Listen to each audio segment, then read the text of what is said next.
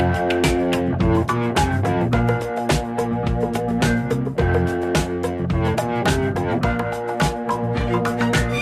believe in miracles. Where you from? You sexy thing, you. What up, tubers? It's your old pal Jackhammer Mike here with another lame video. That is not a true statement. It's me, the contingency plan. Hi.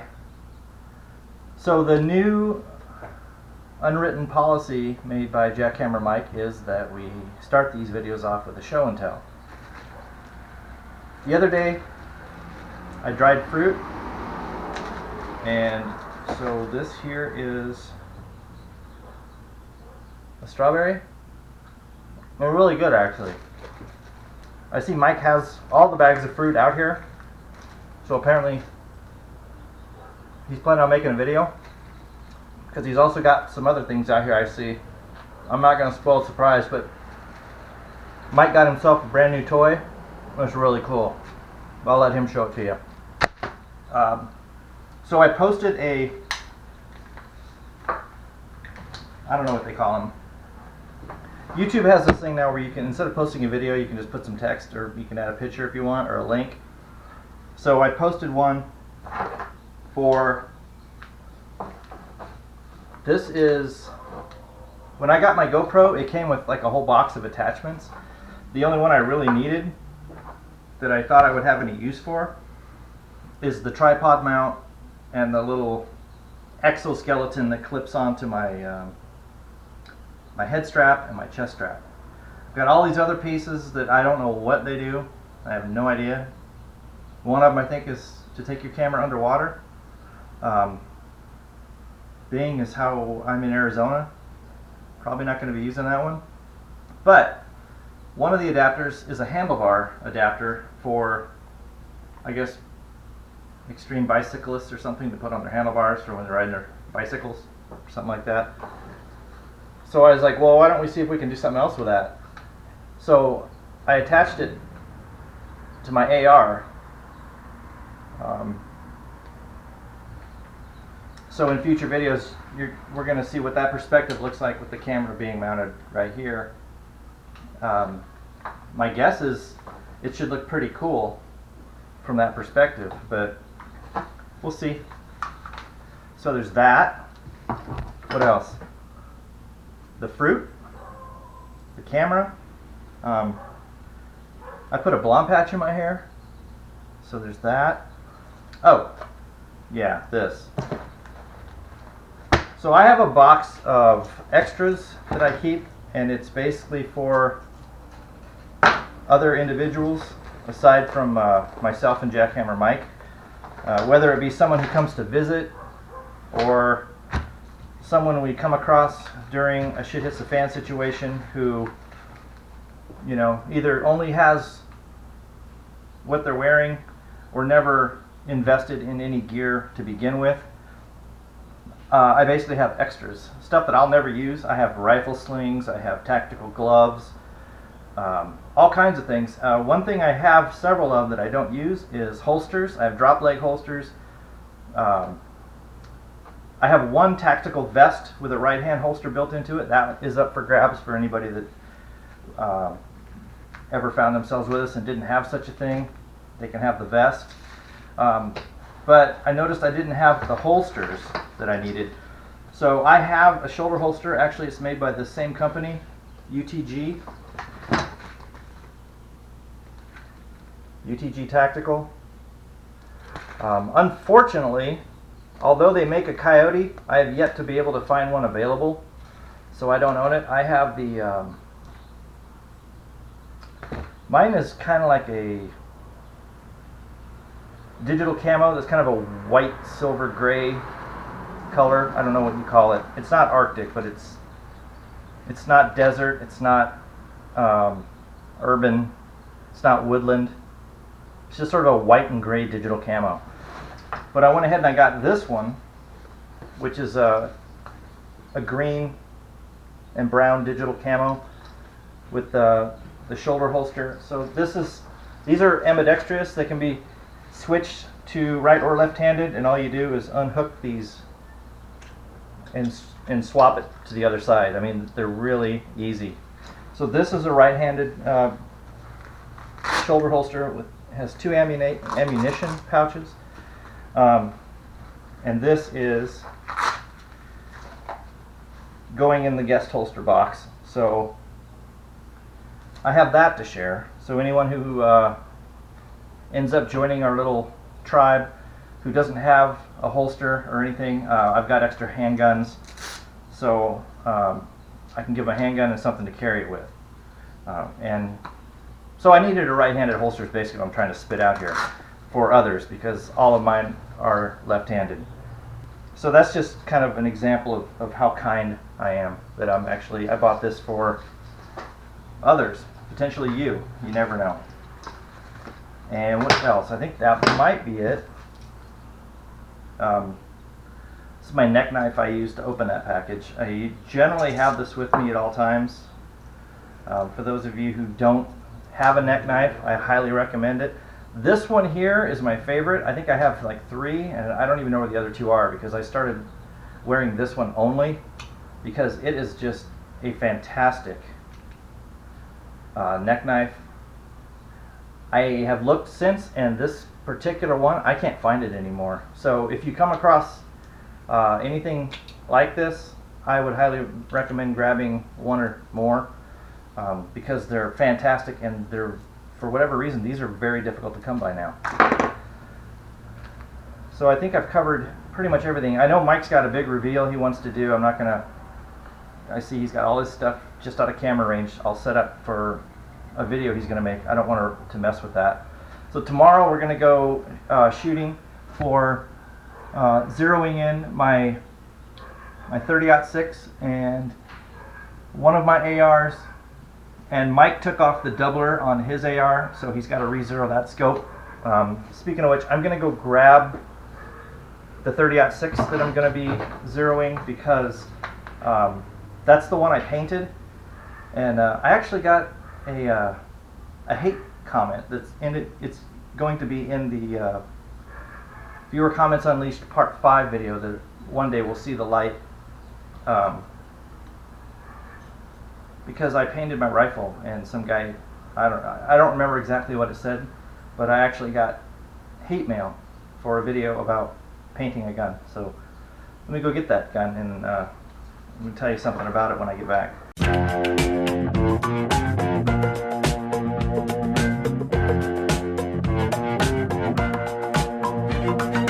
I believe in miracles.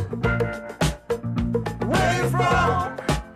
You sexy thing, you. So this is the rifle that I painted.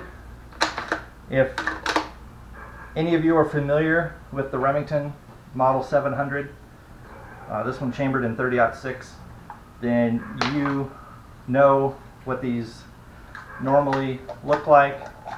They're just solid black. So this will be going out with us tomorrow to get the scope zeroed in.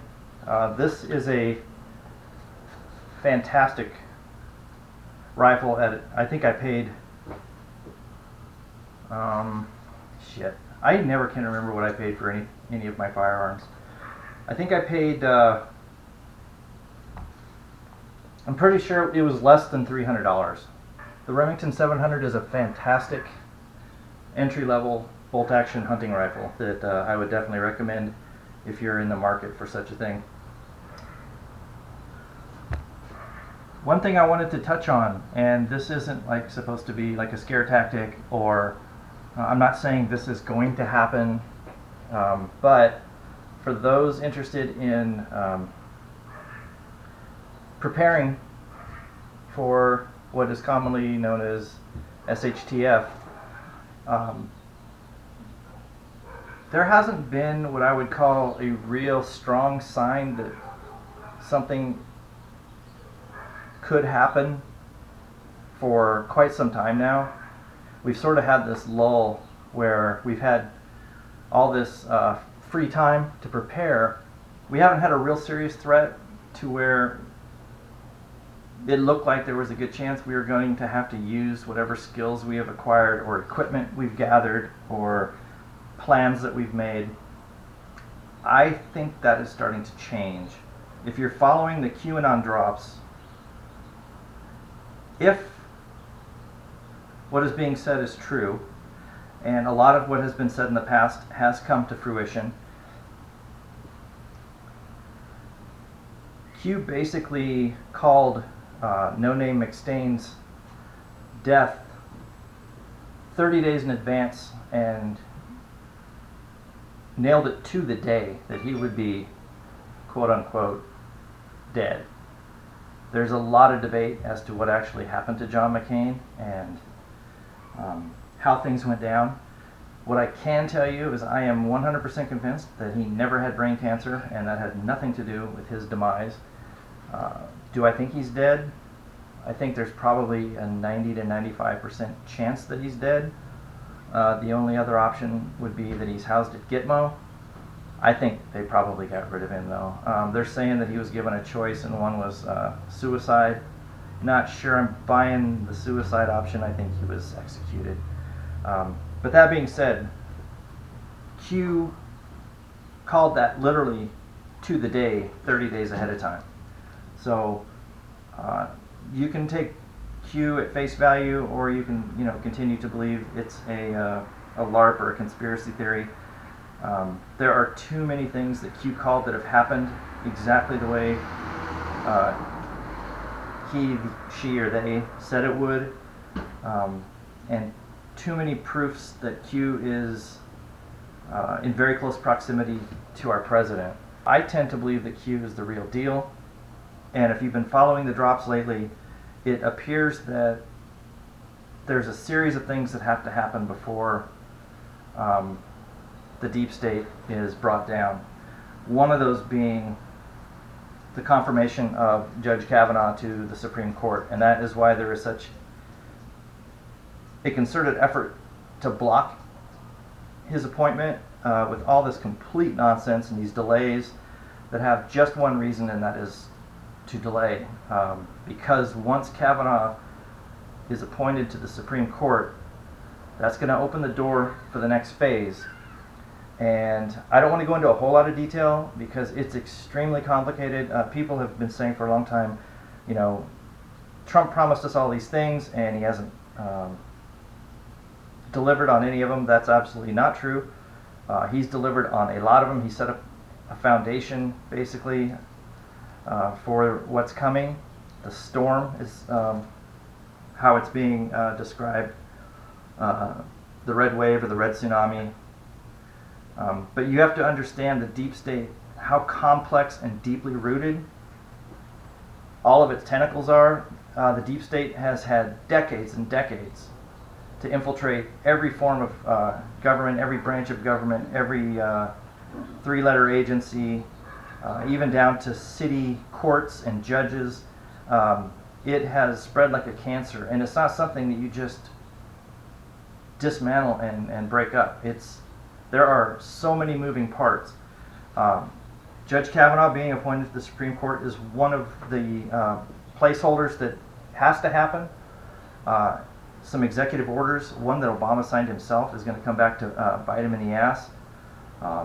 And one that, surprise, surprise, the mainstream media has not reported on, that Trump signed in December of 2017. I'll leave a link below to that executive order.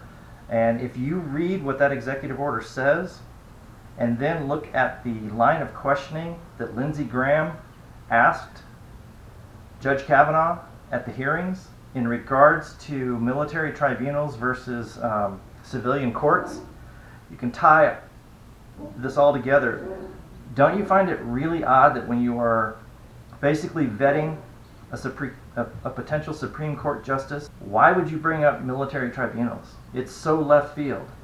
But if you read this Trump executive order, you're going to understand exactly why Lindsey Graham brought up military tribunals versus civilian courts. The point of this, what I wanted to get at mainly, was there are going to be arrests made The arrest will be made by military police. President Trump is circumventing local and state law enforcement and the court system, the judicial system, because they've been compromised. So the military police are going to instigate massive arrests. There's going to be people who try to run. But the main thing the point I want to get at is once this starts, I believe, and many others do as well, that the left, the extreme left, the socialists, the progressives, the Antifas, the Black Lives Matter, the type of extreme left anarchists that are bought and paid for with Soros money, I think that they've already got plans in place. They are just waiting for the go sign, whatever that be. And I think there's going to be assassination attempts. I think there's going to be widespread arson, widespread rioting, complete chaos, war in the streets, basically. And part of the executive order that Trump signed is there is going to be a period of martial law. Now, a lot of people hear martial law and they look at it negatively, as in most cases they should. But this is a form of martial law that is going to be required to win back our constitutional republic from the deep state individuals who have done everything in their power to sell us out to enemy states, foreign governments, and to try and turn the United States into a socialist country run by a globalist cabal, a one world government, new world order, whatever you want to call it. They're not going to go down easy. This is the end for them, and they're going to put up a fight, and the fight's going to be ugly. You can expect violence on a scale that you've probably never seen before. If things go the way it looks like they're going to go, and the way Q has laid out what's coming. What I was getting at earlier with we've had this basically luxury time to prepare, learn different skills and traits, hone in your shooting, collect ammo, learn first aid skills and survival skills, urban warfare, desert and mountain survival. We've had this really calm, peaceful period in which to hone these skills and make our plans. I think the time may be coming very soon where we are going to have to implement them. Now, I like to think of things on a realistic term, and one of the reasons I said we could never really have a civil war in the United States again is because of the size of the country, how spread out it is, and just the logistics of the whole thing wouldn't really work. You couldn't really have a Mason-Dixon line these days, where there's a line where everybody north of that line is on one side and everybody south, because it's too interspersed now. But that being said, a lot of the country is going to be safe as far as the bad guys or the deep state or the minions they have working for them, the people that they have basically brainwashed into believing their nonsense. They don't have the numbers to invade the entire United States. They're going to be concentrated in densely populated urban centers. So, places like Chicago is going to be a war zone. So for a lot of us, we have a choice to make. We can either stay home where we're at and basically watch this unfold on the news, TV, the internet, or however it plays out, or you can decide to be a patriot and go to where you're needed, to where the anarchy is at its most violent, that's nearest to you. You might have to go to another state. You might have to, travel a couple days to get there. But the point being that if you're a true patriot, you should take your supplies and the skills that you've gathered during this time of calm and go and help local law enforcement and any military personnel, any groups such as Oath Keepers, or whoever happens to be fighting for the side of the constitutional republic in that area. You need to decide, are you going to go and join the fight, or are you going to stay home and watch it all unfold on TV? Mike and I discussed it, and we are going to go to where we feel we are needed and not stay here, because like I mentioned, this area that we are in currently, I don't see any way that chaos and rioting and that kind of thing happens here. It's just not that kind of place. It's conservative, it's fairly sparsely populated. It's, I don't know, 45 miles or so from Phoenix. And Phoenix, I don't think will be too much of a war zone. But to our west is California. Could there be places there that could use some help? Probably. North of us is Nevada. I don't see that being, a place where it's going to get too bad. To the east is New Mexico. Again, very sparsely populated. I don't see New Mexico as burning down. North of that, Colorado. Colorado would probably be the closest place that's not California where there could be a need for patriots to show up and lend a hand. East of New Mexico is Texas. Texas probably handle it itself. I think that there's plenty of patriots there that will put an end to any uprising rather quickly.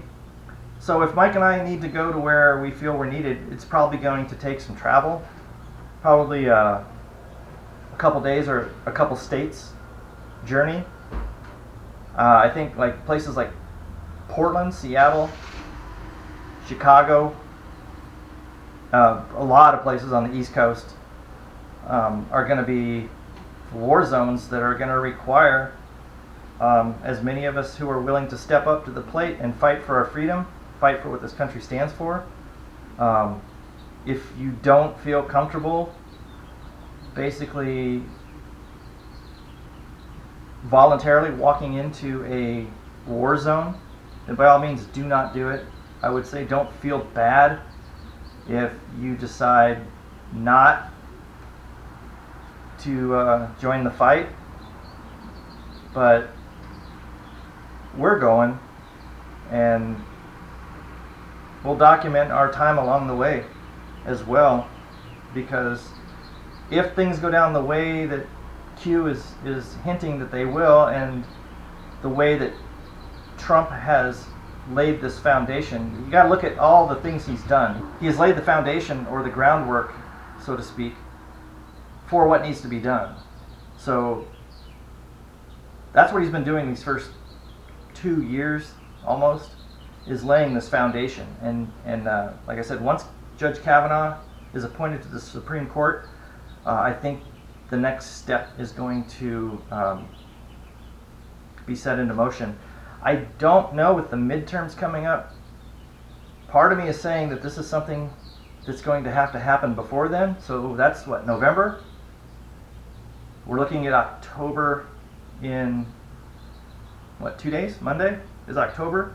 So we've got October, which Q is making a lot of references to Red October and the red wave or red tsunami.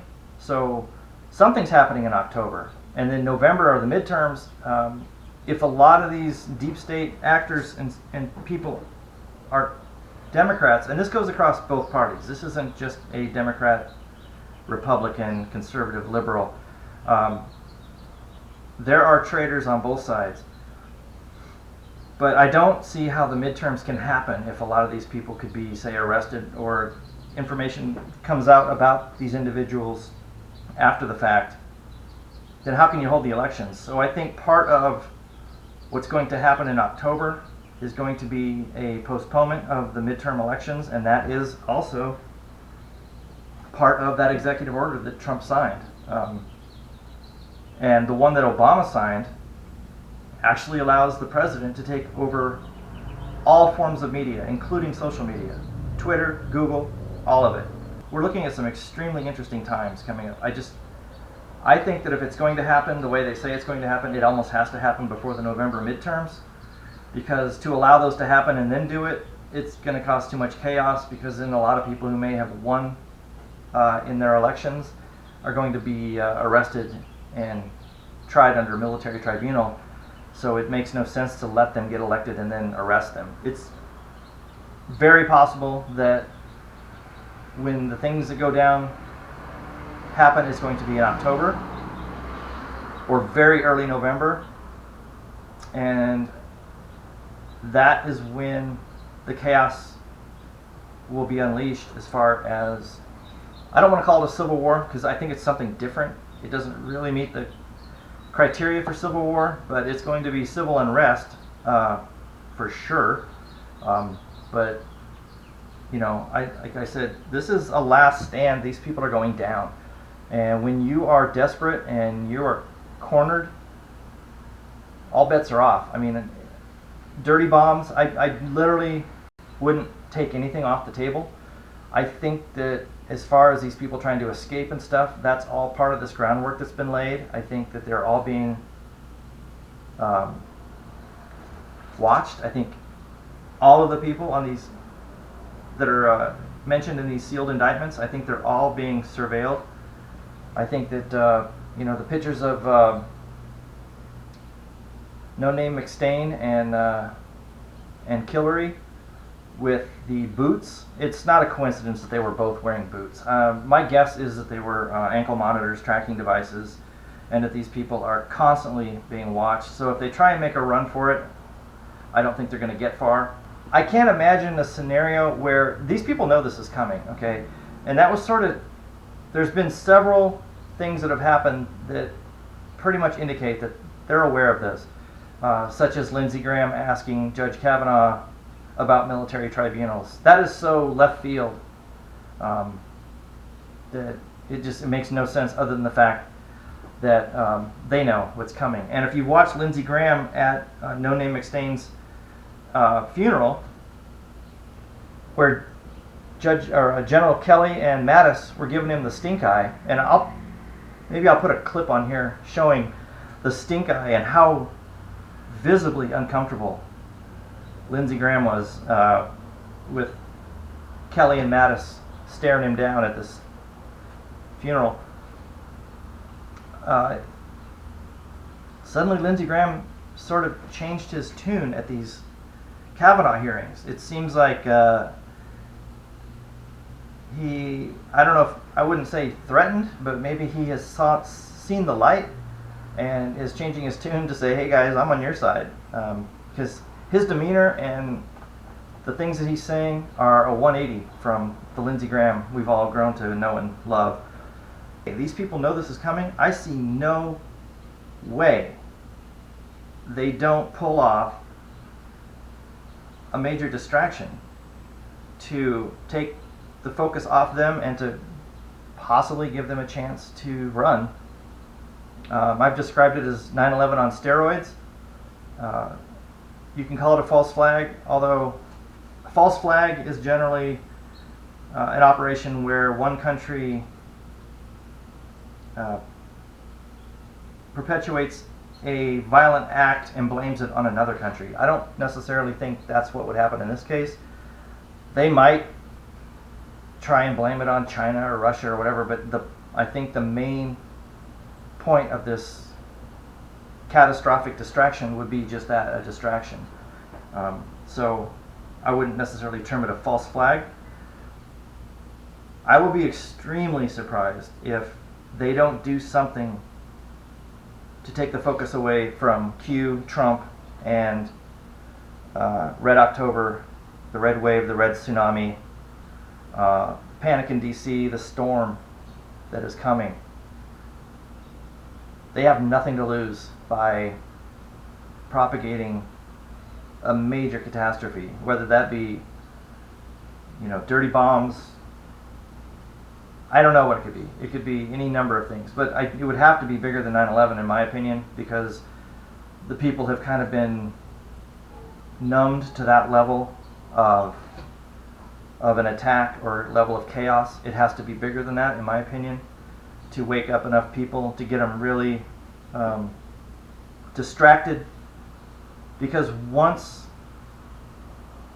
word gets out that these people are guilty of treason, once people find out what Obama's role was in the Uranium One deal, the Iran nuclear deal, allowing the drone to land where the Iranians could get a hold of it, and then creating this scenario that it was a GPS spoofing. They hacked this drone. That's absolute nonsense. Anybody who knows anything about military level encryption knows that nobody hacked that drone. That drone was landed on purpose so that Iran could get a hold of it and backward engineer it for our defense technology. The amount of treason Obama is responsible for, the fact that he is not even born in the United States, that he is a radical Muslim, these are known facts. You can deny it all you want, but he was a false president. The fact that he was president is he broke laws. But when you look at the treason that he's been responsible for, selling out military records of our personnel to the Chinese, and the fact that people don't know these things happened, even going back to Fast and Furious, the gun running deal that Obama was part of, and Hillary, and all of these deep state agents who have been trying to bring down the United States from within for decades.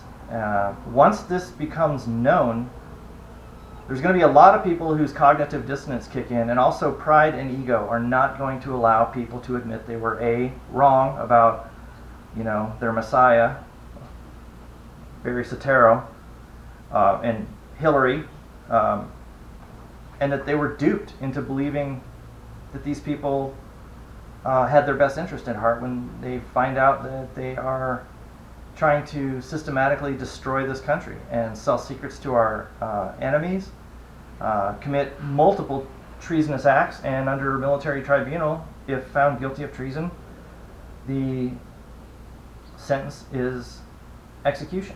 So when people realize that Obama, Hillary, Comey, all these people are up for execution, I just don't see them admitting that they were duped, admitting that they were fooled, admitting that they were wrong, that wearing all their pink pussy hats and stuff was all a psychological ploy that they fell for. I just don't see them going, well, shoot, I guess we were wrong. So I'm expecting a major, you can call it a terrorist event, I don't know what it technically will be, but something big and bad. And I'm expecting a resistance movement of extreme violence working its way into the streets of America. Like I said, I don't think some of the smaller communities, the more rural places, have a lot to worry about, depending on what it is that happens. But as far as these individuals going door to door, dragging people out of their house, shooting them in the head, throwing Molotov cocktails through your front window to get you to run outside so they can gun you down, that kind of thing. I think there you're looking at relatively large population centers and not as much in the rural areas. But the choice you have to make is, are you going to sit back and let others take care of this problem, watch it on TV, or are you going to grab your gear and head to where you're needed? I hope some of that made sense. I'm not saying 100% that this is what's happening. I'm saying that there's two things you probably want to do. One is just make sure you have an ample supply of food and water, medicine, whatever else you need for you and your family to get through a period of time where who knows whether it could be the grid going down, it could be simply too dangerous to leave the front door. The stores and places where you would resupply food and medicine being ransacked or burned down. whatever the cause, have enough stuff for you and your family to survive. And the other thing is to make that decision. Are you going to sit back and let others handle what's coming, or are you going to actively participate in taking back our country from those who are determined to destroy it from within? And another thing I haven't mentioned is when this chaos begins, if it begins, to me that is the perfect opportunity for a foreign power to make a move. If anybody wanted to launch missiles and invade, they'll never get a better time than when there is mass chaos going on within the United States, where it's citizen versus citizen, people versus people. That is the time for someone like China or Russia or Iran to make a move. So anyway, on that feel-good note, peace.